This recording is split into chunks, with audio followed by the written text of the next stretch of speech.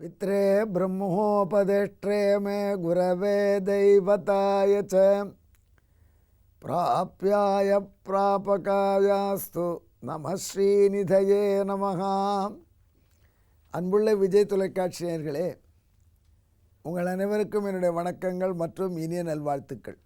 எம்பெருமானுடைய 108 திருத்தலங்களில் குட்டநாட்டு திருப்புலியூர் என்று ஒரு திருத்தலம் நம்மாழ்வார் பாசுரமிட்டு பாடியிருக்கார்.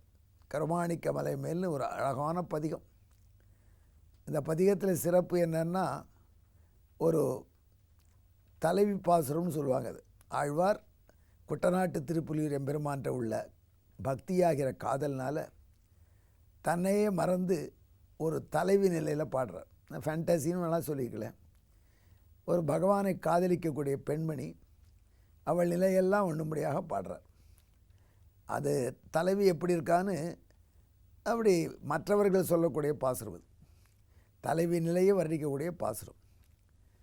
அதில் ஒரு அழகான தொடர் வருது. இந்த பெண்மணி இருக்காளே, என் பெண், தலைவியின் தாய் சொல்கிறா.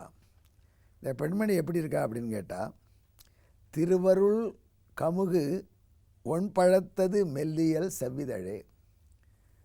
திருவருள் கமுகு, அந்த பாக்கு பழம் போல் அப்படி செவந்து இருக்கான் அவளுடைய தலைவியினுடைய உதடு.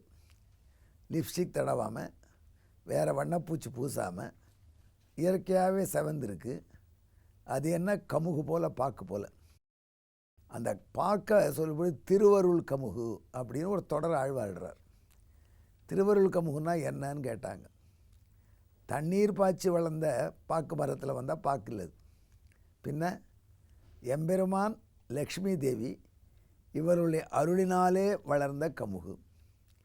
தண்ணீர் போட்டு நீர் பாய்ச்சி வரலை, பகவான் லக்ஷ்மி தேவி இவர்கள் கடாட்சத்தினாலே வளர்ந்த ஒரு கமுகு.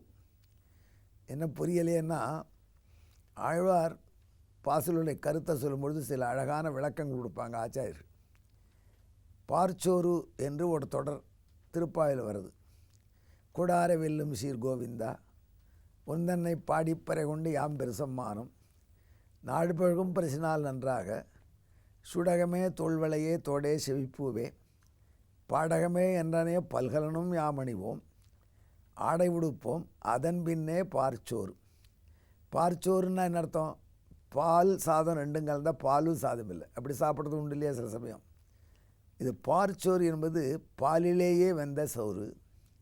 அதாவது தண்ணீரை பயன்படுத்தாமல் பாலை கொதிக்க வச்சு அதில் உலமிது வந்து அதில் அரிசி வெந்து பாலிலே வந்த சோறு பார்ச்சோறு. இதில் பாலுக்கு இவ்வளோ முக்கியத்துவம் கொடுத்துருக்கா இந்த தொடரில் நாச்சியார். அதனால் பெரிய பரகாலஜியர் என்கிற மகான் திருப்பாவிக்கு உரை எழுதும் பொழுது இந்த பார்ச்சோரை விளக்க அவர் ரொம்ப அழகாக சொல்கிறார். அதாவது பார்ச்சோறுனா வெறும் பாலில் வெந்த சோறு மட்டும் இல்லை, அக்கார விடிசல்னு வெல்லமும் போடணுதுக்கு. அது வெல்லமும் பண்ணி க்ஷீரானம்னு சொல்லுவாங்க.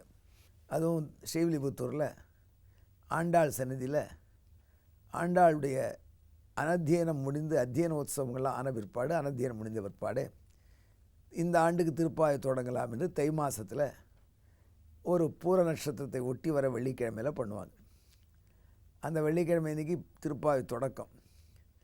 அன்றைக்கு கோஷ்டியில் இருக்கிற எல்லாருக்கும் ஆண்டாள் அனுகிரகமாக ஒரு காசு கொடுக்கும், 5 ரூபாய் ஏதோ, எத்தனை பேர் இருந்தாலும் எல்லாருக்கும் ஒரு அக்கார விடிசல் கொடுப்பாங்க. காலையிலேருந்து கிளறின அக்கார விடிசல் ஒரு உருண்டை சாப்பிட்டாலே வயிறு ரொம்பிடும்.